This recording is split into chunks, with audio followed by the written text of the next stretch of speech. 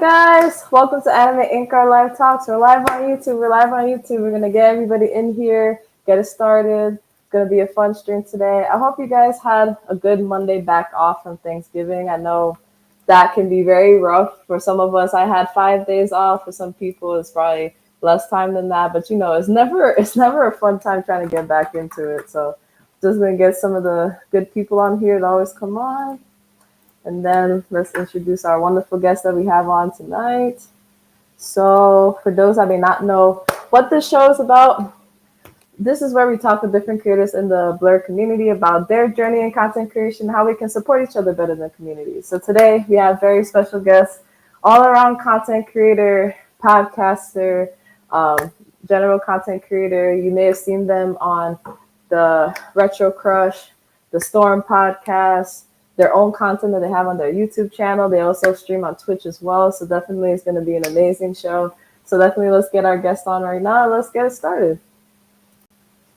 Yo, Hello. what's good? How's everybody doing today? What up? Good. How are you doing tonight? How was your Thanksgiving? Pretty good. I just kicked it at the crib with my mom and brother. So nothing too crazy. We just, ate food and kicked it. It was small Thanksgiving this year.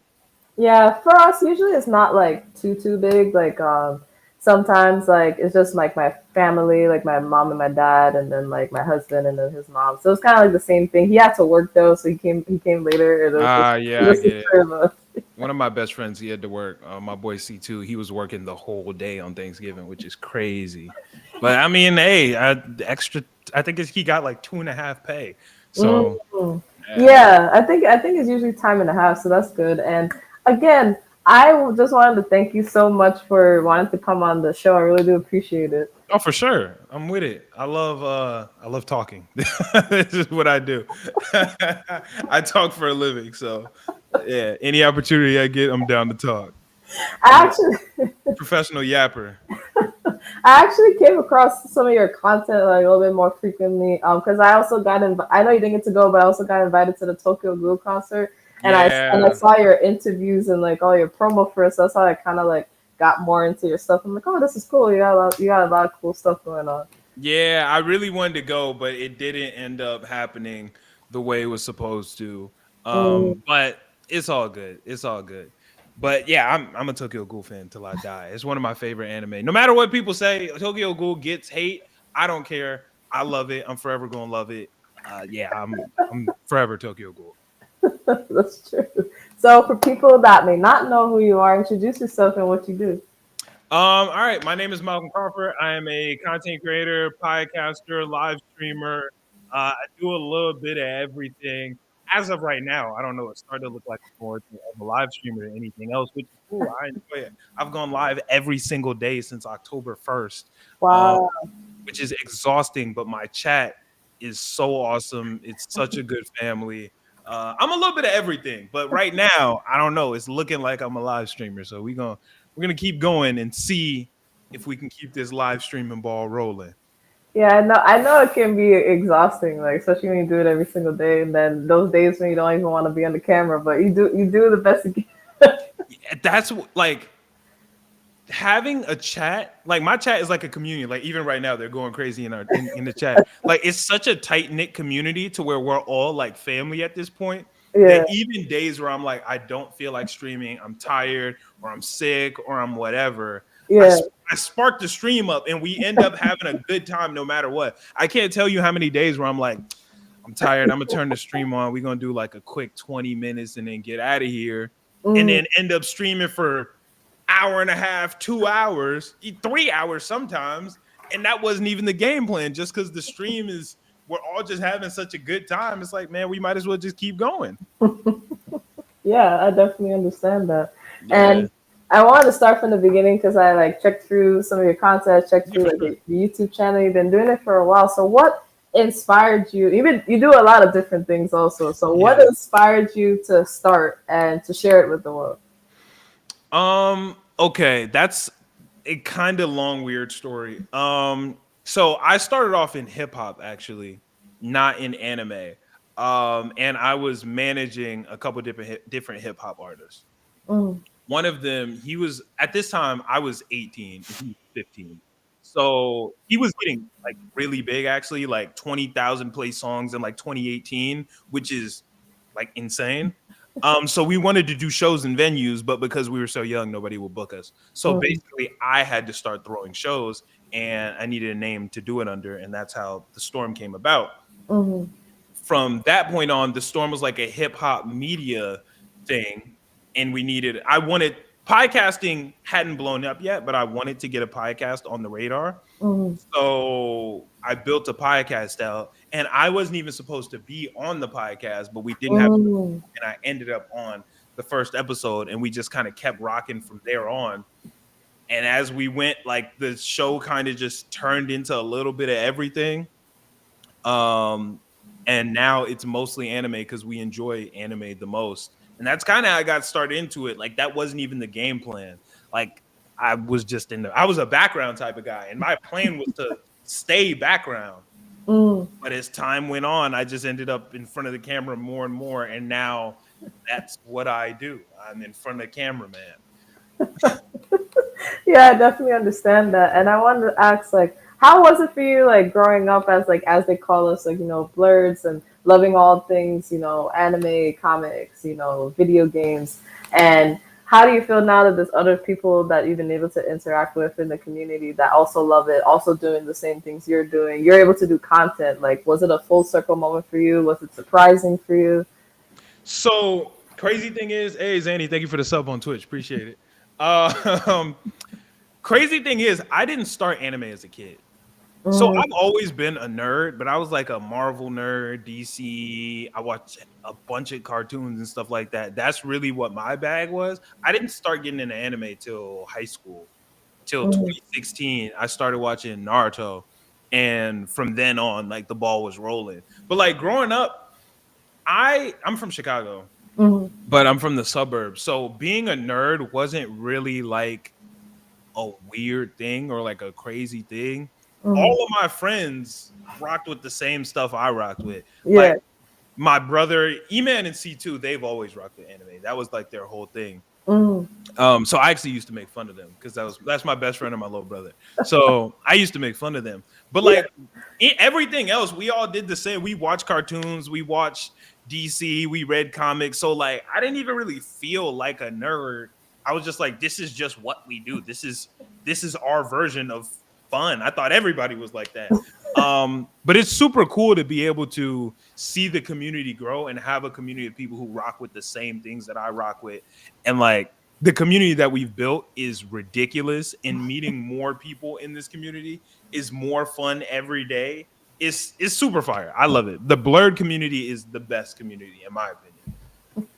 Yeah, I can definitely agree with that. It's just like something about knowing that we look like us and we're doing all these things. It's kind of fun because we didn't, like you said, like we didn't really have it growing up, and then now we have all these people that we didn't know existed. Yeah, exactly. Like this wasn't a community that was super out there until recently. Like even now, the blur community still is like, I feel like not a separate part, but it is a little bit more to the side of just like the regular anime community, like even when you go to certain anime conventions. I had an experience last week or 2 weeks ago where I went to an anime convention, and you know how the whole thing about anime conventions is it's supposed to be a place where you can kind of just go and have that sense of belonging for like people who are kind of like outsiders, more or less, right?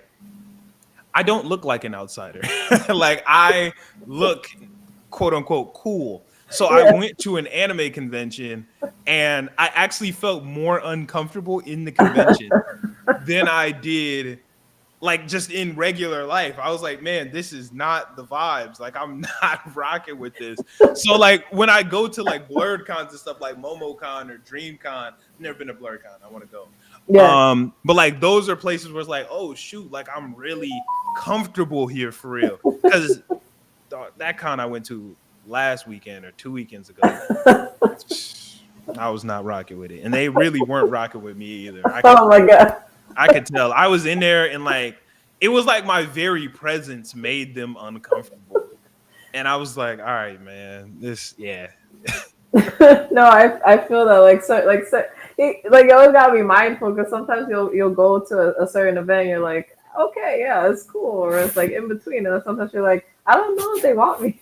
That's how I felt. I was in there like, bro, they not rocking with me. Like I'm like, damn, because I'm a content creator, so I was there to make content. I actually had a brand who I was supposed to make content for. A lot of my content, or you said you saw some of my Tokyo Ghoul content. Like I do Mhm. interview content at cons and Yeah. stuff like that. So that Mhm. was my goal at that con. Nope, it did not go down Mhm. like that. Like Mhm. nobody was really. I I don't ever want to make anybody uncomfortable with my content. Yeah. So I very rarely ask people to record content with me.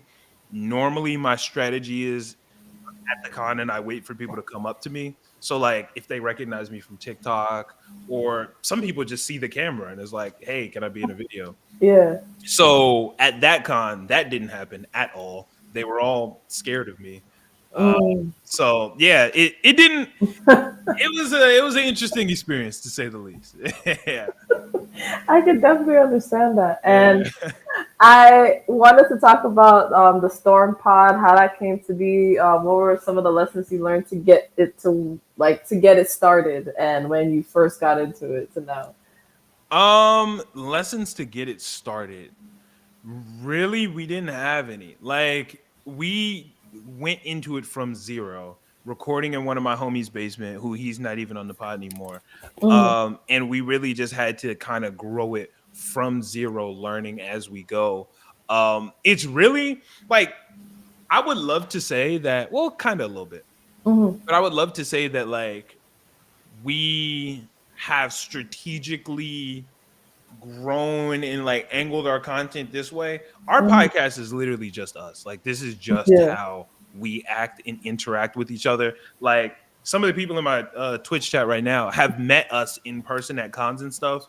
This is just how we are. Like this, we literally just turn the cameras on and give them a look into what a regular conversation between us is. But we've been doing this since we were 10 years old.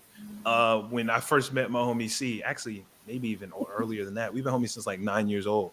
Yeah. So it's like, this is just what we do, you know? Like, it's not like we're creating content when we're doing the pod. It's really just a camera in the room, how we regularly do things, you know?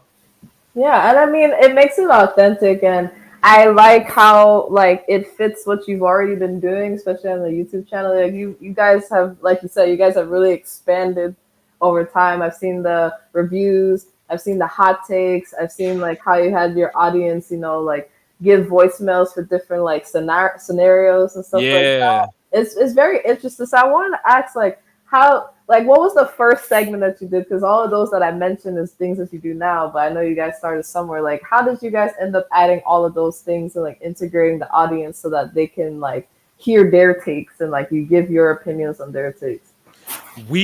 Our community is we're very like community heavy. Like that's our thing. We rock with our community so heavy. It's to the point where like a lot of people are building fan bases, and we are really like building a community of people who we rock with together. So we have a Discord server which is always active and going and having conversations, and a Mm-hmm. lot of our show is driven by the Discord. Like Mm-hmm. we'll look in there and like see what kind of topics people want and stuff like that, and they ask us stuff, so we're like, yo, we should do the voicemails, because that just helps integrate the listeners into the show even more. And that's Yeah. actually my favorite. I think me and all the co-hosts, that's our favorite segment, is the voicemail segment, is because we can just go into the mailbox, grab it, and we can get these genuine reactions of us listening, because some of our listeners are crazy and they have some wild voicemails. And it's like, it's dope. It's the best part of the show, because they think of stuff that we wouldn't be able to think of, and they can ask us questions that they want answered, or it gives them the ability to give their takes. Like if we say something, one episode, next week a voicemail might be, yo, that take y'all had was trash and here's why. So it's like, it's cool. It just kind of gives people another way to be a part of the show. Yeah. No, yeah, I definitely, I definitely understand that. I know, like, yeah, I've seen some of the videos and some of the takes, and they're like, "Nah, it's trash." Like, yeah, you Yeah. know, Yeah, they be hating, but it's cool. Like it's friendly hate. I rock with that. that makes sense. Yeah. And I wanted to ask, like, what's your favorite bit of content that you do, like, on your channel in general? Because I've seen the in-person interviews, I've seen the rankings, I've seen like the top 10 power systems for different anime. I've seen like the comics and like the gaming and like the anime reviews. Like, I wanted to ask, like, what is your favorite if you could choose? It could be more than one. So I started doing this new type of content, which is new for me. Hmm. It's like the high production, high quality group videos. I've only put out one so far. I have two more in the tuck that need to get released. Those are so awesome to me, and I love it with like all of my heart and soul. And I put so much time and effort into it. And the first one didn't do that well, Yeah. and that kind of broke my heart a little bit. I'm not gonna lie. Shout out to my people though. Like my people really did put their like they did their best to blow the video up, but at a certain point it is just the algorithm. But like when it comes down to my TikTok content, the favorite thing I do, I like doing ranking videos a lot. They also do the ranking videos do very well, so that kind of helps influence why I like doing them. I like doing movie reviews, but those don't do well at all. I'm also a movie guy. I love movies.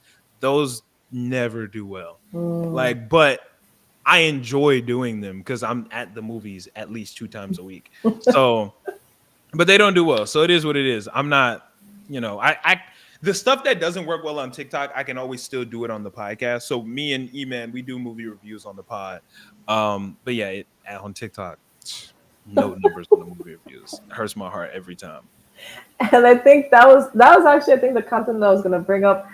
Is the videos that you're talking about is the one where you're like, guess who's like the secret anime hater? Was it Yes, that? yeah, Yeah, I yeah. wanted to ask, like, how long did it take? Like, when did you first come up with that, and how long did it take to do that? Because that, like, the quality of it is almost like the equivalent of like Pop the Balloon almost. So, like, Yeah. how long did you guys take to like create that content? So that is the most effort I've ever put into a piece of content. And I have another one that is almost done. It has to get finished, and then I have another video that's similar to that. Mm, Um, it took a while. I mean, it didn't take crazy long. Basically, I had to find a place to record it first of all. So I had to rent a studio space. That wasn't mm, cheap. yeah. I had to get a bunch of people there, and I also couldn't know the people because Mm, that would ruin the video. So mm, I had to have a couple different people do quote unquote casting and like have people in. So I had my friends bring other people in. That took effort. And then I actually hired an editor for that. So I mm, normally edit all my own stuff. Anything you've seen me put out, I put out outside of that video. mm. Um, so I hired an editor. So that whole process from thought to the video dropping was probably like a month. Mm. And that's the longest I've ever taken to do some content. But the video turned out amazing. It turned out better than I could have thought. It did okay. I wish it would have did a little bit better. But it did okay. No, yeah, I understand. That reminds me of when I did this like in person like version of like the show that I do, and Mhm. we talked about topics that like affect us in the Blur community, like racism and supporting each other and everything like that. And it was in person, so it was about the same amount of time, like a month or so. I had like an actual podcast studio, and I definitely understand. You put so much like effort into it. You hope that like I guess it gets received well. Instagram was okay. My YouTube is new, so it's not like it got like the biggest traction, but for as small as my channel is, I'm like, okay, that's decent. Yeah, as a content creator, I mean, I can't speak for everybody, but I'm a very, very passionate person. So anything I do, I really I don't do it if I'm not like super invested in it.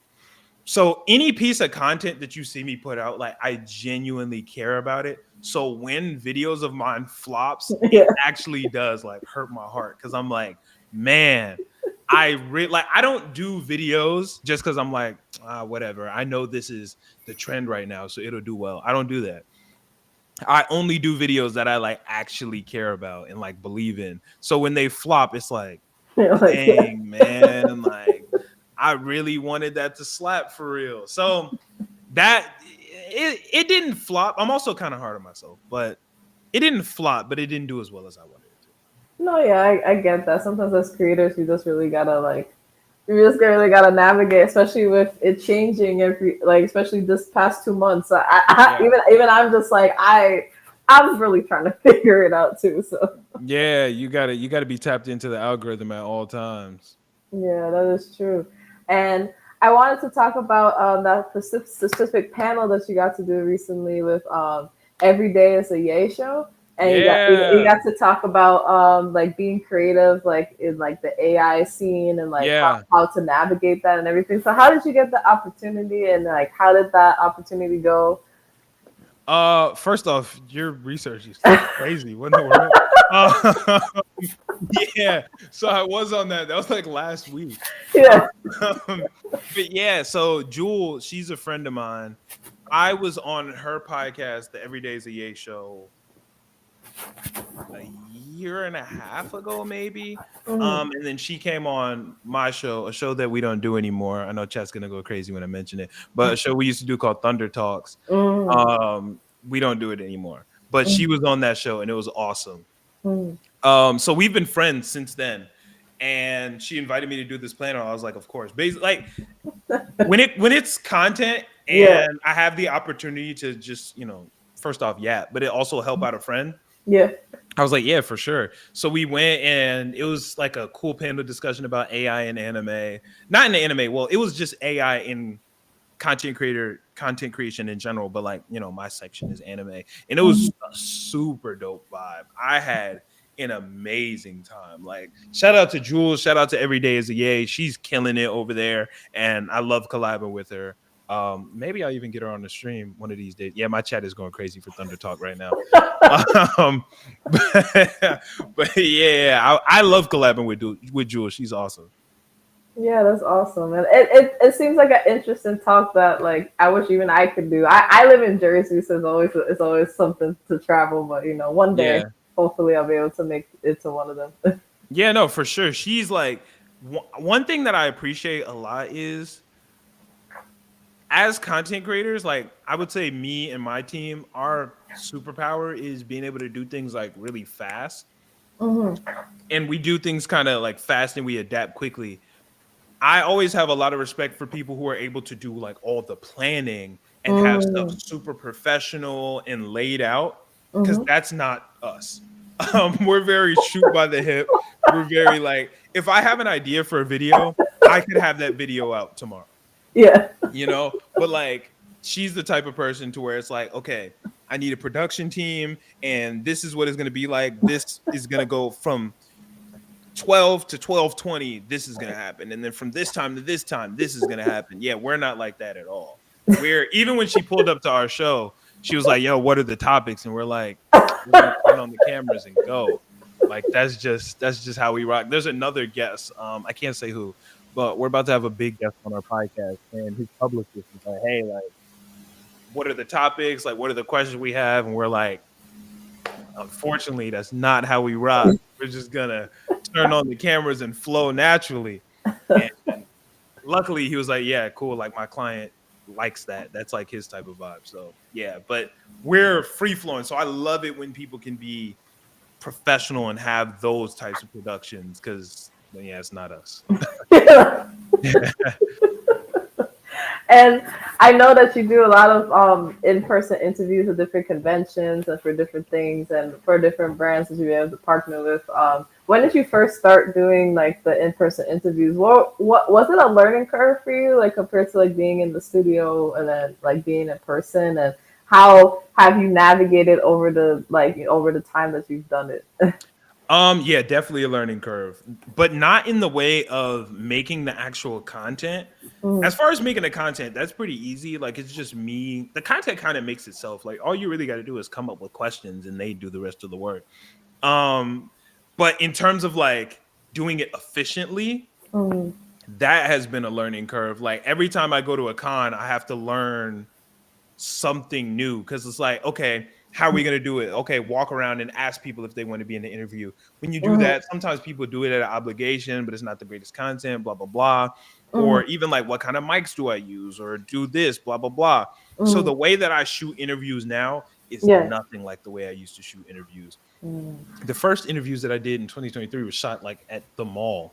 I was just walking around the mall and like hoping I saw some people in some anime t-shirts Yeah. and was like, yo, you want to do an interview? That's how we were rocking. But now like it's a lot more official. I post up in one spot in a convention, let the people come to me. Sometimes I might even post and be like, hey, I'm going to be at XYZ convention this weekend. When I'm there, I'll post and be like, hey, this is where I'm going to be at. And people will walk up and we'll do it that way. Now different mics, different cameras, like it's way more efficient now. It's way more efficient. No, yeah, I've definitely seen it, and like I said, like the before I went back, like I obviously saw like the Tokyo Ghoul stuff. So I definitely see what you're saying with that, and I know you have like different like iterations of different content that you do, especially like for the podcast and everything like that. So the first one I want to bring up is like overtime anime. For those that may not know what it is, like explain what that is and like how that started and how you felt about it.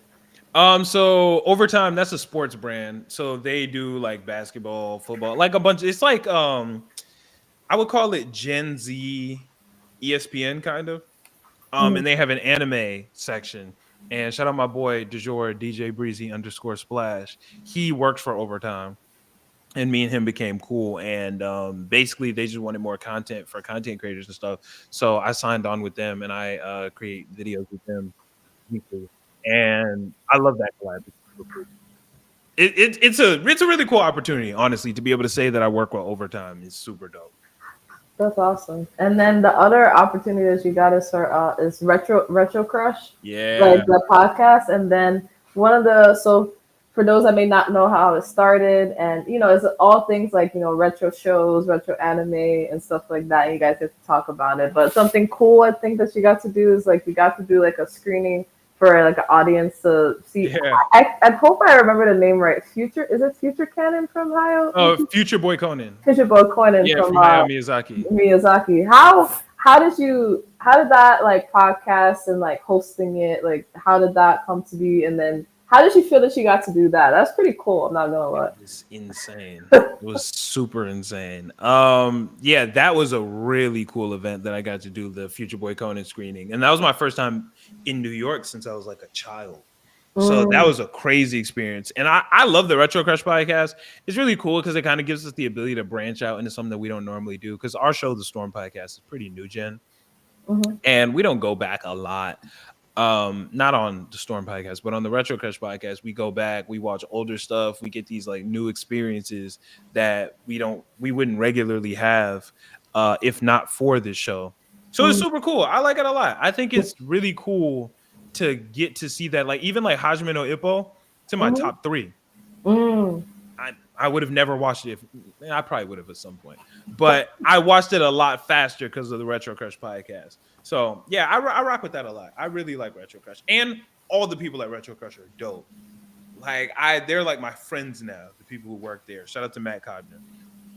That's awesome. It's just so cool that like you do that and then you get to show people that may have not learned about like that retro anime, and then like just being able to host it. I think it's a cool thing. Yeah, and like we're new gen people, and we kind of already come with the built-in audience to a certain extent. So it kind of we're signed on because we kind of bridge that gap because the Retro Crush audience is very rigid in their thinking. They don't do much branching out. So we're kind of able to bridge that a little bit and help them lean into new gen a little bit as Retro Crush is starting to get newer and newer titles. They still obviously have all the retro stuff, but as time goes on, the nostalgic era is going to change, the 80s is nostalgic for a certain group of people who watch Retro Crush, but I'm 26. No, I'm not. I'm 27. Just had a birthday. I'm 27. So nostalgic to me is like 90s, early 2000s. So they're starting to branch out into more of those titles. And that's kind of what we're there for, is to help that transition go smoothly. Oh, okay. Yeah, that makes a lot of sense actually. Yeah, yeah. And I know you got to like, do content for different merch brands and like different brands in general. What was like how was it navigating that? Like figuring out which ones work for you personally to promote and like just doing that type of content. 'Cause I know there's people out there that eventually may want to do that themselves, but they don't know where to start or what to do and everything like that. I don't know if I've ever told this story before. When I first started making content back in like 2020, Yeah. I think like 2021, a brand reached out to me Mm, and was like, "Yo," and my price was super. They were like, "Yo, we'll give you $50 to make this mm. video." I was like, "Bet $50 for a video? Huh, let's get it." So they sent me the merch, and I was like, "All right, cool." I don't know if can I curse on here or Yeah, you can. I I think was, we're past the. I forget how many minutes for you. yeah, So I yeah, think yeah, we're okay, good. yeah, we're good. I was like, "Yo, this shit is ass." Like it was terrible.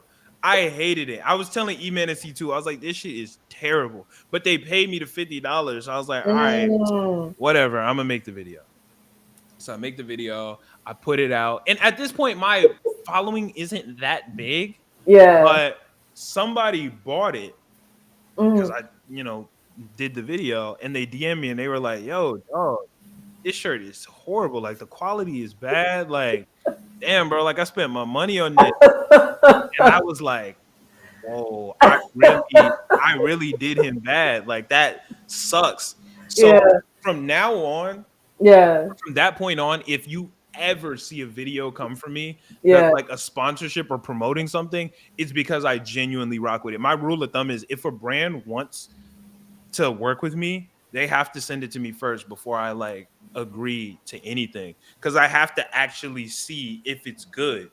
Cause I would hate like I've been broke before. I'm broke now. So I understand how important a dollar is. You know what I'm saying? So it's Yeah. like if somebody that you trust is like, yo, get this product because I love it. Because there are people out there who do trust me. And it's like they go get it and it's terrible. I just made them waste their hard-earned money. People work hard for their money. So it's Mm. like, that's on me. That's my fault. And I don't want that on my conscience. I want to be able to sleep at night. I don't want to go to sleep being like, man, I just scammed this guy. So when it comes down to brands, it has to be done the right way in my book because I rock with my community so heavy and I would never want to have them get finessed by my word, you know? No, yeah, I definitely get that. It can be nerve wracking because you're like, it's like that responsibility in your hands. Like, I hope, I pray. Yeah, exactly. Like I don't want that. I don't want yeah, that's too much pressure. Like that's also like I think about that a lot cuz money I trust me, I've been broke. I'm still broke. And I Yeah. understand just how important it is like what you spend your money on. And I was having a conversation with I think Soba. Yeah, I was having a conversation with my homie Soba. Mhm. And we were talking about just kind of like how important that is because people sub to me on Twitch. And it's like I've gone live every single day since October. It's like, man, people are spending money to sub to me to like watch these streams with no ads and get the emotes and stuff like that. And it's like, I have a responsibility to go live to a certain extent. It's like, it would be crazy to have them sub and then just Yeah. disappear and not go live. That's a waste of money. Imagine paying for a Netflix subscription and then Netflix has 0 shows on there. It's like, yo, what's going on, man? Like, what did I just pay for? You know what I'm saying? So it's a responsibility. Being a content creator comes with responsibility. Hey, speaking of which, shout out my boy Prophet with the sub. Appreciate you. Thank you. Thank you. Yeah, I definitely understand that. Yeah, it's just it's a lot to navigate, but for those that are able to do it, it can be worth it. And I would say, what were some lessons that you've learned along the way, just in general as like a creator, creating your content? It could be just like positives, or things like I know not to do this, or like this is gonna help me go further. Like, what are some of the things over the years that like you had to really like learn? If we're talking, I know not to do this. Some people in my chat might know this story. It's a very, very, very, very, very sad story. Oh. Um, so we were, as you know, we've been doing our podcast since 2019, and we were rocking, and we had like no views. Like Mm. we rocked out for probably like 2-3 years with maybe 6-7 views on the videos. Mm. We finally start, and we're making like no money off YouTube. We Mm. finally started to boom. We started to catch some traction. Videos going crazy. Money starts going up. Like I'm talking like life-changing amounts of Mm. from YouTube. Mhm. Where it like would actually set us up for something crazy. Mhm. Then we get demonetized on YouTube Mm. because we said something that you're not allowed to say, terms of service wise. Oh. I'm not even gonna say what it is. It's not anything bad, Yeah. but basically, we asked our viewers. I don't want to say it because I don't play around with the demonetization. No, yeah, I get But that. basically, like we were like, hey, like as a joke, we are like, hey, do this because if you do this, we get more money. Ah, okay. Like jokingly. Yeah, yeah. And our money started to boom, Mhm. and we got demonetized. Mm. So you gotta be careful with what you say. And it happened like when we made that clip Yeah. in 2021. Mm. Like literally the first video that we made where we got monetized was us saying that as a joke. Like we Mm. got monetized. We were like, now that we're monetized, do this because we get more money when you do it. And then 2 years later, we got Mm. demonetized because of that. When we Mm. actually started making money, is when Mhm. we got demonetized. We're back monetized now. We're not making anywhere near the money we were making before. The demonetization like kind of messes with your channel and it drops your views a little bit. Mm. So our views are still good, but we were averaging like 100,000 views an episode on 3-hour episodes. Mm. So I mean, you can imagine the monetization on there was pretty good. But Yeah. we're not making that anymore. But we're trying to get back to it. We're working hard to get back to it. But that's a lesson is just pay attention to what you're saying and know the rules because yeah, it's bad when you don't. No, yeah, yeah, I definitely understand that. Like, just in like business and like even like Instagram, like certain things will happen to like your page or for me for my store, and I'm like, oh, all right. Yeah, you gotta play by the rules because if you don't, they will come for you. Yeah, pretty much. Yeah, there's nothing much you can do when it comes to that besides like, can I get out of this? If I can't get out of this right now, what am I supposed to do in the future? It's really some of those things sometimes. Yeah, that's how it was. We were demonetized for 6 months. Mm. And when your AdSense account gets banned, I was doing a lot of research. Most people never get their accounts back. Mm. Like if once your AdSense get banned, you're done. Like when I tell you I was working hard, I was working hard. I was finding every connection I could. I was talking to every person, hitting every bot. There's a Google office in Chicago. I was taking the train to the Google office, just trying to get a meeting with somebody, just to explain the situation. Like I was working overtime to get us back. No pun intended. Shout out overtime. But yeah. Yeah, no, yeah, I definitely understand that. And one of the questions I asked on the show is about like support, like in the our Black nerd slash blur community. I asked, what have we done well so far, to try to support each other, and what can we do better to support each other? And I asked this question because I feel like everybody has a different opinion or a different, outtake on that, and like how we can be better for each other in the community.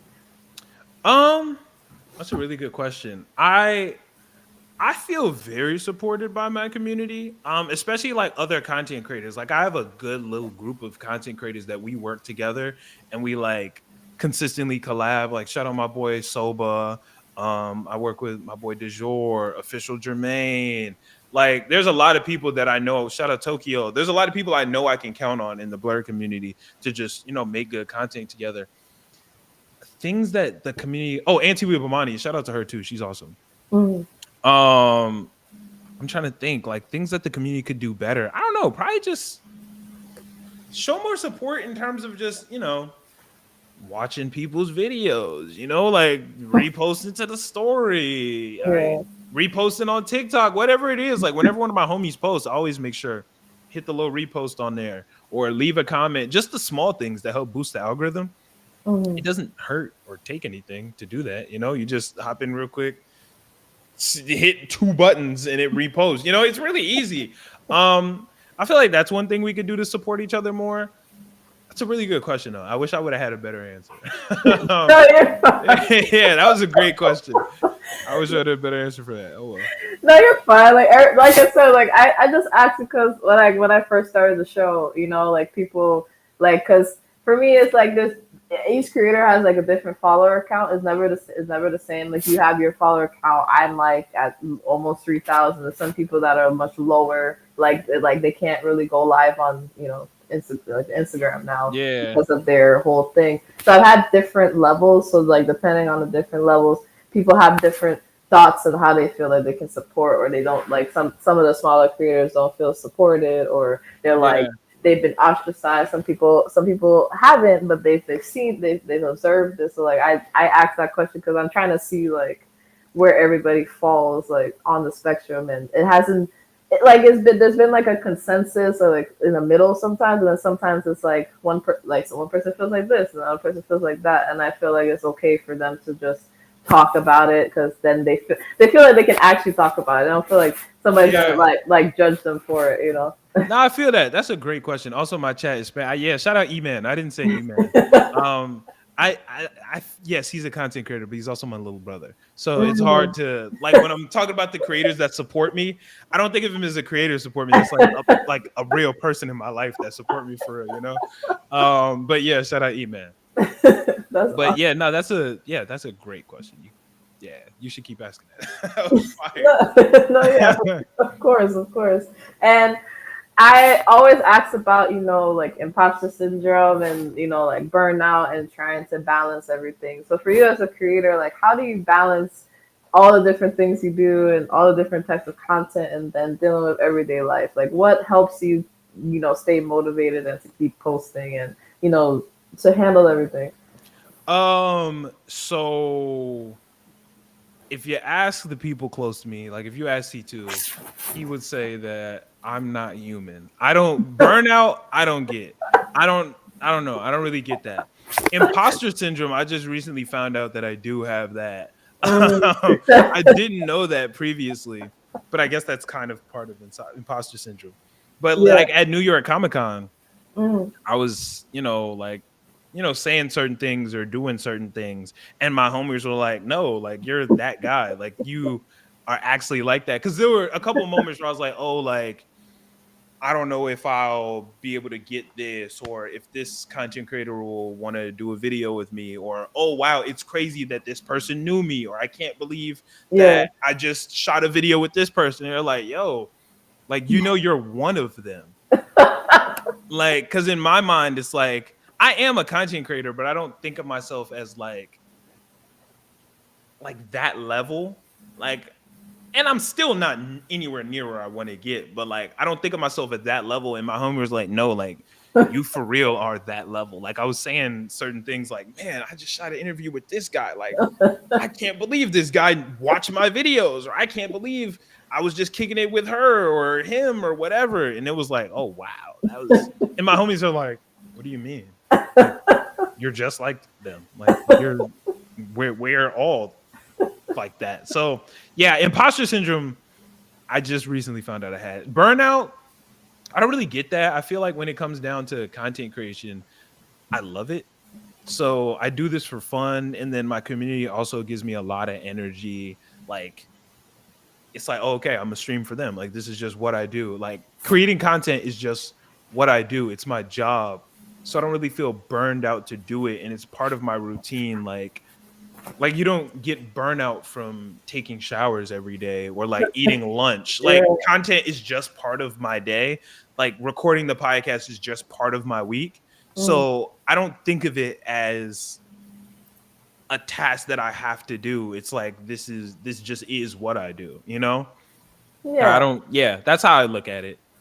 No, yeah, it makes sense, and I feel like that would help other people, like if they're still passionate about it. I think for everybody's different. Yeah, It depends on like why they're doing it for. And I know for a lot of people, and that's why I try to remind them like don't do it for that when you first start, because you're not gonna get that when you facts, first start. But it's facts. like don't do it for the money when you first start, because the Yeah. money's not gonna come. Like Oh, you you have tell to me. actually like it. So like I love that answer, because it's like you really truly just like it. Like everything else will come if you put in the work. But like yeah, I do realize like for some people it's like if they were expecting like to reach a certain level at this time or at this time, as opposed to being like I just want to make the content and see what happens. That's where that comes in. I feel like. Facts. When you put too much effort, not even effort, too much thought into like numbers and statistics and analytics. Well, I'm a huge analytics nerd, but I don't set like markers of like where I have to be at this point or that. Because when you don't reach those, it's like, oh shoot, I'm a failure or this, that. Like you start to get those types of feelings, or like I need to make this much money. Like I said, we got demonetized. We went 6 Yeah. months of great. We still didn't miss a week, even when we were demonetized, because we were like, this is what we do. You know what I'm saying? This is how we vibe. So we're gonna continue making content even if we don't get paid for it. If I got not even gonna say it, but I would continue to make content no matter what because I just enjoy doing it. No, yeah, I get that. And I actually wanted to ask about like the process, like when you make some of your videos, especially like the reviews or even like well, specifically like the scenario ones, because some of the ones, like the one that made me laugh was the like I saw the Pokemon one where you're talking about like which one was the best one to eat. Yeah.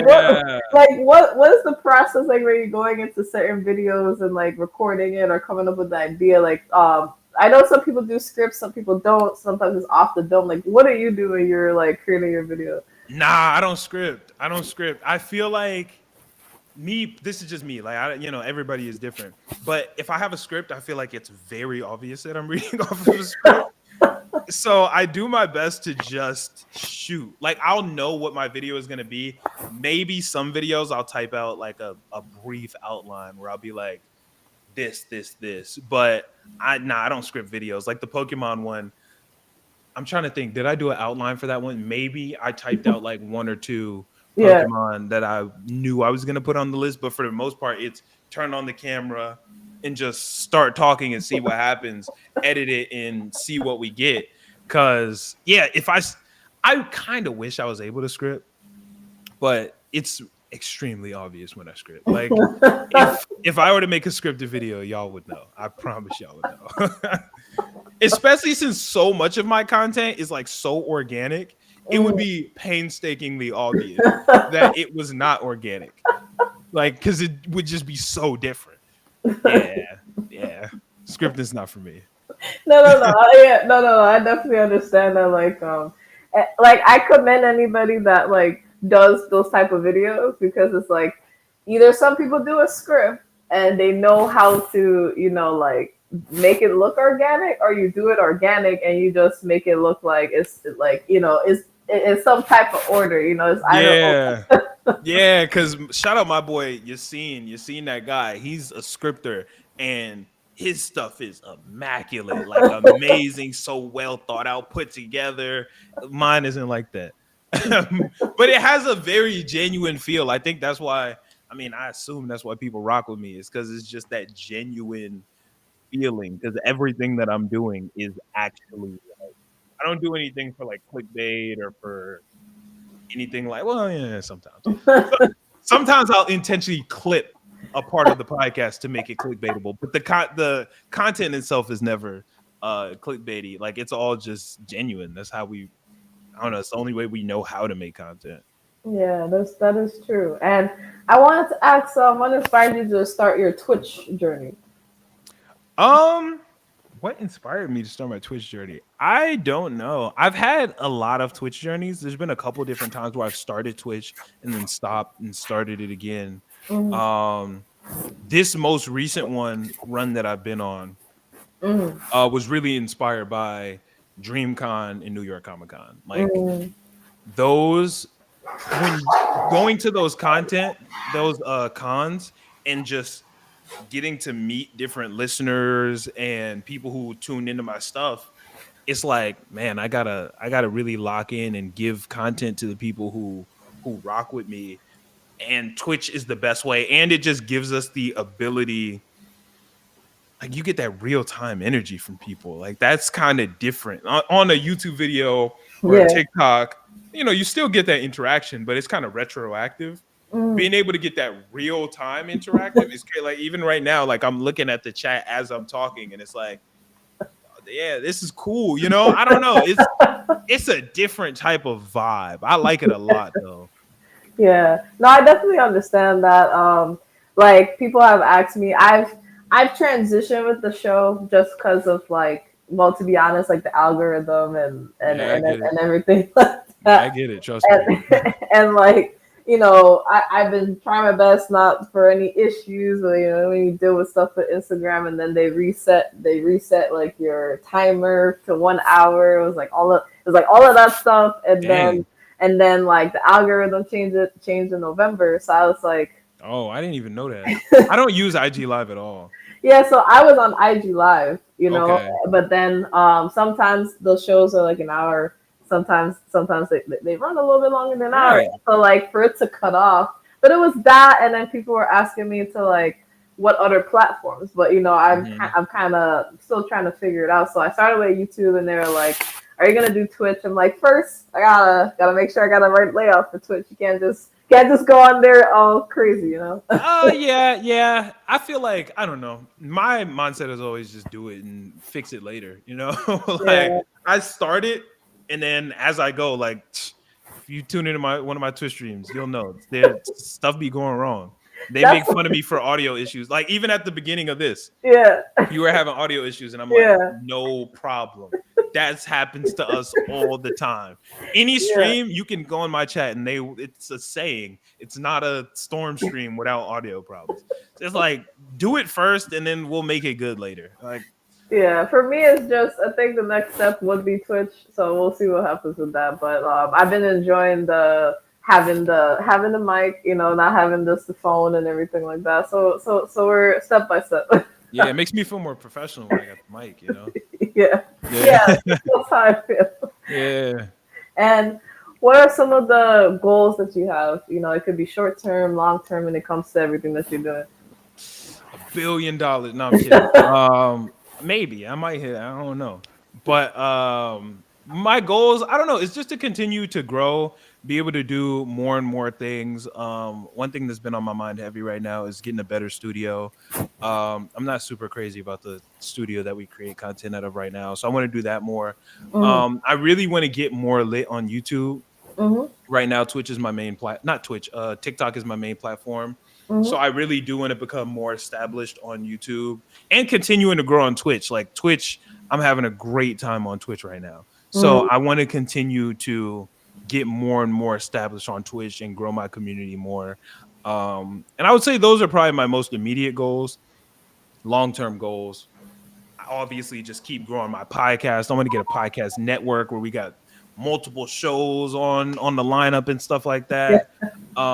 It'll come with time. That's not an immediate thing, but it'll come with time.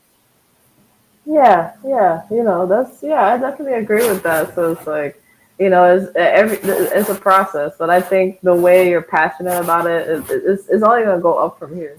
Yeah, that's the plan, is to just keep going up, keep doing what we can do. No matter what, I'm not gonna get stopped. I'm gonna keep growing no matter what. Yes, I hit hurdles all the time. Yes, we have dips. Yes, I have bad months, or sometimes bad 2-3 months. But the only way you lose is if you stop. So if you just keep going, sooner or later you have to get somewhere.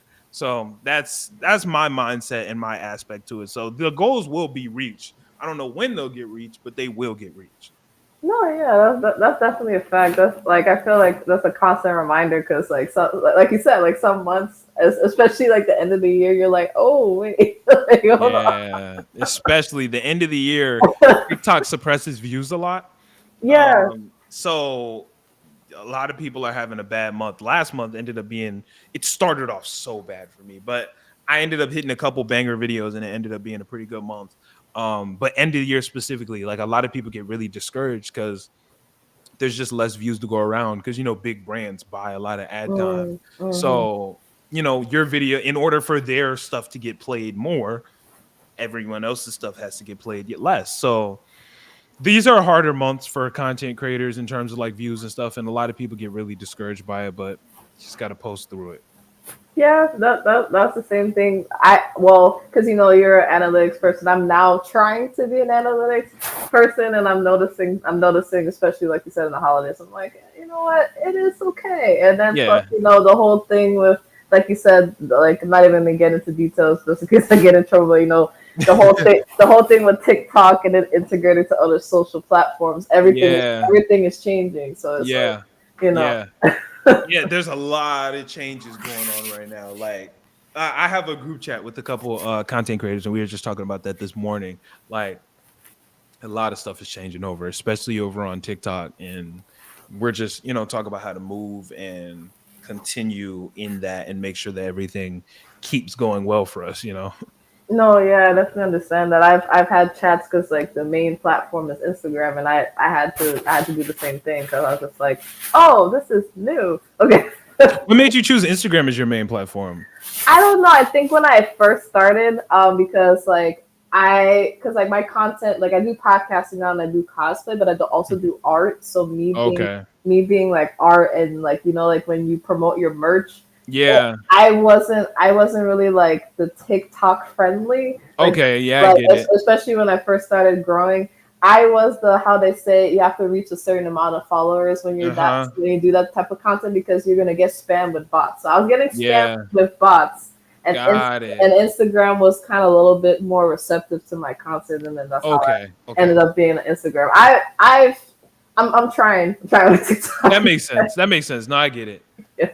Yeah, I'm always interested in why people pick their main platform that they pick. So yeah. Yeah, I think I just got more response to it. I don't know why it just happened, and then that's where like I got most of the connections from. So like I slowly tried to integrate it to the other one. So yeah, that's pretty much how it ended up. No, it makes sense to me. Yeah, I get it.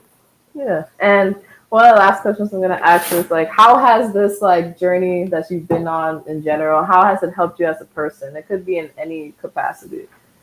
It's helped me a lot. Like, I don't know. I feel like it just makes me feel more happy and fulfilled just genuinely in life, Like I can kind of before I was doing content, I was working at Target. I was working at Target while doing content too. I hated it. Like it was terrible. Like, it was so not fun. Even in college, like I hated college. It was not fun for me. Mm, So having the ability to do things that I genuinely enjoy every day, like even on a hard day, it's yeah. like, oh, I got so much work to do. But the work that I'm doing is still work that I signed up to do, Like it's work that I'm enjoying. Before I was like, I gotta get up and I gotta go pack some orders or I gotta go take this test or do home like stuff that I just hated. This stuff is all stuff that I enjoy. So I think it's helped me a lot in that aspect. Even like cons and stuff like that. People never believe me when I say it, but like I'm a pretty introverted person. Yeah. If you meet me in person, you'll see like, well, when I'm in business mode, I'm Yeah. very like go, go, go. Yeah. But the people around me know when in like real life, I'm pretty chill. Like even podcasting and stuff. Before we start the pod, I'm not really talking that much. I'm really just kicking it, chilling, vibing. Like even like after parties at cons and stuff, I'm in and out. People be like, "Oh, I didn't even know you were there." Yeah, because I was gone after 30 minutes. But I feel like content has kind of just made me even more comfortable talking to people and being out and like having those conversations and vibes and stuff like that. No, yeah, I feel like I found some more of my people because it's the same. Yeah. It's the same thing. Like I feel like when people met me, like because I've been doing this for 2 years. Like when they met me, like they're like, oh, maybe you're like, I'm like, like I'm the same like you. I'm like, I'm pretty chill. And then like right before the show, I'm not really like all over the place. I'm probably like you said, like multitasking or something like that. So like if I'm in like you said, like business mode, I'm trying my best to like interact and stuff like that. But I'm sure you know, like, there's like a social battery thing. It's like once it's there for the content, and then I'm done. I'm like, I just want to like chill.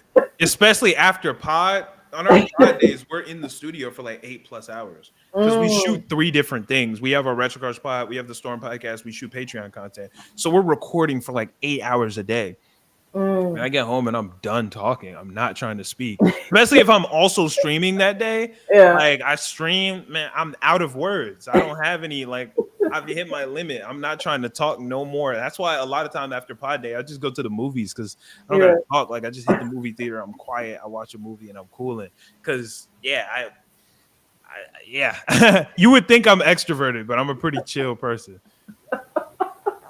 Yeah, one of our people said 8 hours.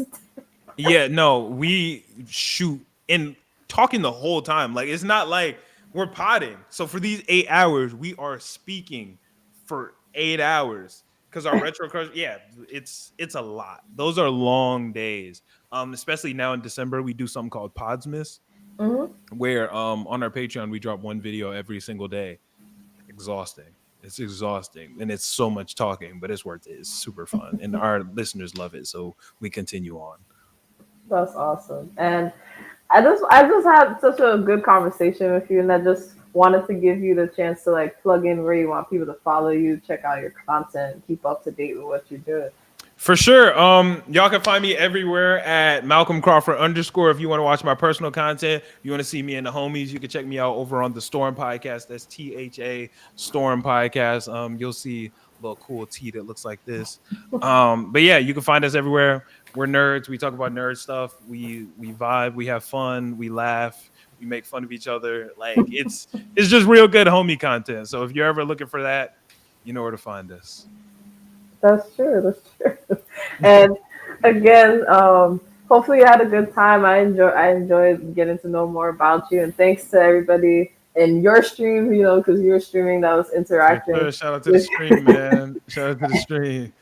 And for anybody that was in my chat, I really do appreciate it, especially with me transitioning to YouTube and everything like that. Thanks for supporting the journey for as long as you have, because like I said, I wasn't expecting it to last as long as it has. So I really do. Keep going too. Keep going. I do appreciate it. So for those that may not know what I do, there's a bunch of things. But I first started off with AnimeinkArt. That's my brand name. This is actually from one of the stores from Redbubble. So I do my art, and I do commissions for those that are interested. I have my store on Redbubble, and Shopify is the main one we're pushing right now. We tried events. We're getting back into that now, and it's extended because, you know, the other main goal is to support other creators in our community. So therefore, that's where this podcast came from. In 2023, it was an extension of me. It was called AnimeinkArt Black Brand Spotlights. When I was doing my own content, I would share other creators and tell people where to go to follow them and stuff like that. But to be more personable, I ended up doing the show. So for those that may want to be on the show, we have a form. It's very simple. It's very easy. You know, doesn't take too much time. You know, you can always DM us at AnimeinkArt1 on Instagram. We have our other page, AnimeinkArt Live 1, where the YouTube channel is linked there, but it's on both pages if you're interested. If you're interested in the store, check out the link tree. The link tree has everything. The link tree has the commissions, has all the forms. I made forms and everything on there, so it's easy for you guys to find. Definitely follow the broadcast channel on AnimeinkArt1. That's where you guys just get whatever I post, whatever's coming up next, whatever the socials won't know until I'm ready to do it. You'll get that first. Shout out to the broadcast channels. Those are so super. Yeah, they're so convenient because you can just like drop whatever you need to drop. And I'm also on TikTok, but granted, Instagram is like where you'll see a lot more stuff. I'm on TikTok as well. Instagram and Facebook are kind of connected, so you're going to see content on Facebook as well, and there's other AnimeinkArt. So yeah, that's where you can find everything. And yeah, so make sure to check out AnimeinkArt chat. Make sure to lock in, and make sure you guys, you follow our guests, and this will have a little clip of this, most likely tomorrow, and then this live will be saved on the YouTube channel, so you can watch it back, play it back as much as you want. So I thank you guys so much for another AnimeinkArt Live Talks. And when we have the next one, like I said, join the broadcast channel because you guys will get that info first. So For sure. for now, we're signing off. Bye, guys.